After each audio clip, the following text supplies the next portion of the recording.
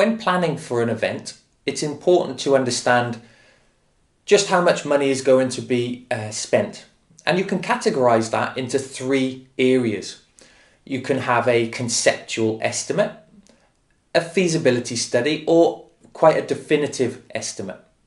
So a conceptual estimate is pretty much a guesstimate. So it could be how much is that going to cost? And the accuracy of this could be plus or minus 20%. So it really is a ballpark figure. So moving across into that middle section now, the feasibility study, now you're getting a little bit more accurate. So looking at events that have maybe you've delivered in the past, or events that a competitor has delivered, so that you compare your event with that of theirs. And that's how you obtain quotes. And then moving on to the third one there, the definitive estimate, is that a near correct estimate can be made on this basis. Now, what's the difference between those three costs, or the estimating costs? Well, it will be time. So as you move from left to right across that screen, the more and more time you've got to attribute to calculating costs. In graph format, this is break-even analysis. So it might take a little bit for you to get your head around, but I'll try and explain it. So what you've got on the left-hand side of your screen, you've got the amount, so in financial terms.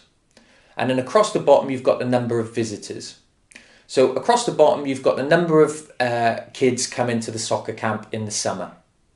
Going up the top is the amount of money that I've accumulated during that camp. So I know my fixed costs, which we've already covered within the slides. So things such as facility hire, my fixed costs would also be,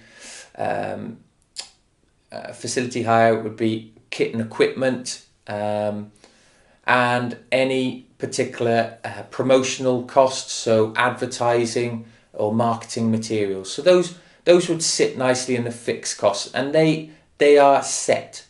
It's not dependent on how many participants come, they're set. Now my variable costs, they increase because they start minimal, as you can see on the left hand side of the screen. They start at 0, but as we accumulate participants, or people submit applications or subscriptions to come on the camp, they increase. So I think the maximum attendance that we had was just over 100 kids on one camp. So therefore we're way off the right hand side of the screen there. Now, as my variable costs increase, then my total costs increase. So remember, with each participant that comes, I need to purchase a t-shirt, a medal and a certificate. But also, my staffing costs will go up. So with every 12 participants, I need to have at least 2 qualified football coaches. So every time we hit 12, we need to employ another coach on a casual basis. So the total costs would increase. Now, once you sketch out that, so you've got your fixed costs, your variable costs rise, and your total costs rise parallel to that. You have your income. So there is a break-even point at which I know how many participants I need to get on the camp to make sure I can make a profit. So the break-even point is the point at which the income exceeds or matches the total costs. And anything on top of that, every participant I get after that, make sure that I can make a profit. So for example, we have a budget sheet here. So the maximum venue capacity is 1,000 and one person is £10 for a ticket. So ticket sales at £10 each could get up to £10,000. Your variable costs, so your buffet, your staff and your consumables, so your total variables equate to £5,850. So your contribution after the sales, taking away the variables, that's your contribution of £4,150. less the fixed cost. So your fixed cost was your venue hire, and we mentioned, didn't we, in the previous slide, it could be marketing or promotional materials as well. But in this case, your net profit and what you're left with is £3,150. So £3,150 equates to that income that sits above the break-even point. There are various pricing strategies that you can apply to running your event. Cost plus pricing, cost per ticket, and the desired level of profit to the ticket. There's marginal pricing, so recouping on supplementary services that are offered. There is competitive based pricing, so matching or undercutting or exceeding. Now that's a very dangerous pricing strategy, because if you're competitive with other organisations or other venues, they may not have the same fixed or variable cost that you may have. So it's important to stay true to your own budgeting requirements. Perceived valuable pricing. Perceived value of the experience to the customer. Premium prices charged for VIP areas, executive lounges, theatre boxes, etc. So make sure that even though you're trying to provide it at a discount rate to the participant, don't lose anything on quality.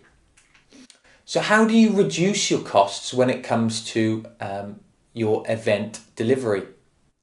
Well, there's a number of different ways you can do this. Through publicity, look at innovative methods. So reliance on public relations, up to 70% is word of mouth. So monitor advanced sales and reallocate budget. So you may have seen within application forms that you've completed in the past, when you apply to go on a course, or you apply to maybe have gone on a camp before yourself, they always ask you where you've heard about the camp. So if you get all of that information in, and 70% of the attendees say that they heard word of mouth, then you would allocate your budget accordingly. You maybe wouldn't allocate so much resource then into advertising via the internet. Equipment hire. So exchange services, borrow off-peak theatre hire, or offer sponsorship. So for example, with the summer soccer camp, we were able to host it at a community club, therefore the venue hire was free, but also they provided all the kit and equipment to deliver the camp. In-kind gifts, so exchange for publicity, free stand, corporate tickets.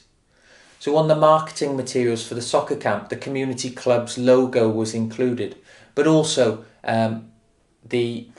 any players that accessed the camp that weren't currently playing football were signposted to that community club. Hiring charges, so offer opportunities of other work, so maximise the potential of the venue. Prioritise cost centres, and volunteers. Charitable events reduce staff costs, so train and specify remits. Volunteers are absolutely crucial, so making sure that you invest in them is absolutely fundamental. Okay, task for you now. I'd like you to identify the different ways that you could generate income from your event. Okay, 10 minutes on this, working in pairs or within your delivery groups. Off you go.